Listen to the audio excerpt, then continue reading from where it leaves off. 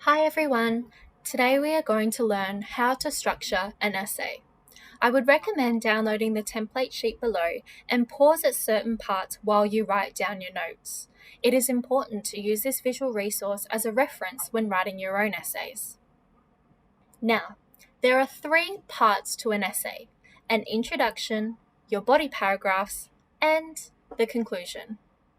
First, let's start with the introduction.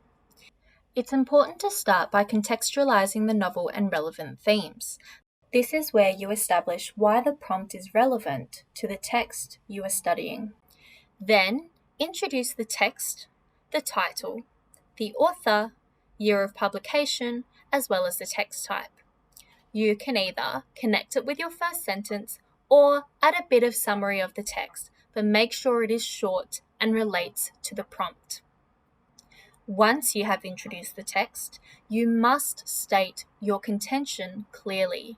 This should directly answer the prompt and will be your central argument that all following paragraphs will respond to.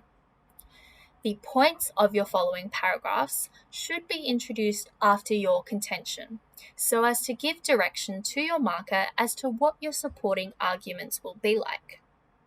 Remember that whatever you introduce here in your introduction must be spoken about in your body paragraphs. An essay should be shaped like a little lolly. The introduction should be structured as broad to specific.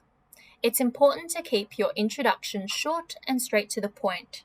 It should be around 4 to 5 sentences and should never ever be longer than your body paragraphs.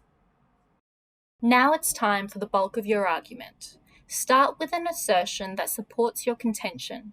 This should be the main point of your paragraph and be written as a clear statement that the following sentences will expand on. Always make sure that it directly relates to your prompt as well as your contention. If it doesn't answer all aspects of the prompt, it's not a good contention. You want to elaborate on your first sentence by explaining how the author shows this idea. This is very important if your prompt includes a how. In this case, you need to mention how the author deliberately constructs the text using specific techniques or devices. Some things you could elaborate on are narrative conventions such as character setting, point of view, or even language and literary devices. Try to focus on one and go in depth within your analysis rather than listing a whole bunch. Remember, it's not a technique finding mission. Focus on your prompt.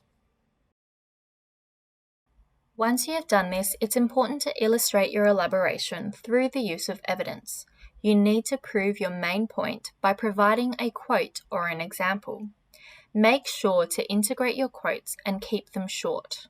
Some sentence starters that you could use are listed here.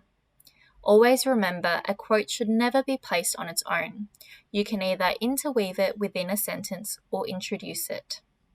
It's also important to find good quotes that not only show textual construction, but also prove your assertion or argument. Next up comes the analysis. You need to reinforce your points by analyzing your evidence in depth and explain the significance and how it supports your main argument. You could also mention the reader impact here. This should be your longest sentence. You need to carefully deconstruct your quote and show how it supports your argument. Some sentence starters that you could use are listed here.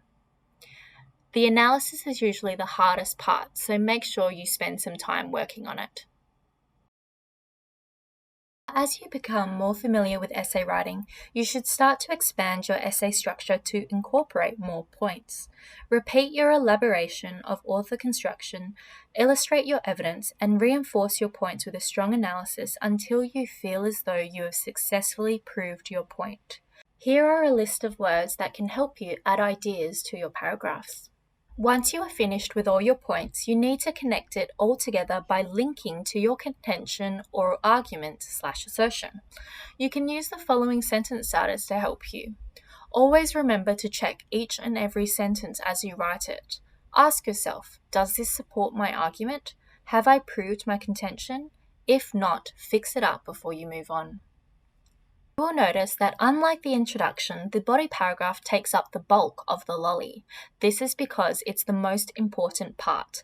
Each sentence is weighted equally and must all support the contention. It is important to write a minimum of 3 body paragraphs before moving on to your conclusion. A conclusion is pretty much structured in the opposite way of an introduction. You start with the specifics of your essay and then move on to the wider implications. First up, sum up your 3 or more main arguments in a short and concise manner. Use the following sentence starters to help you start your conclusion. Then, restate your contention, but use synonyms to ensure you don't sound repetitive. Finally, you want to return to the prompt, explain the importance of the prompt to the text, and even mention the wider implications. You might want to talk about how studying your specific text is not only entertaining and educational, but also engages students in thought-provoking issues that society has today. Again, like an introduction, a conclusion should be brief. Make sure you do not introduce any new ideas. Now we have gone through how to structure an introduction, body paragraph, and conclusion. Make sure you use this structure when writing your own text response. You can also think about adding your own helpful reminders or notes to the empty spaces provided. Good luck!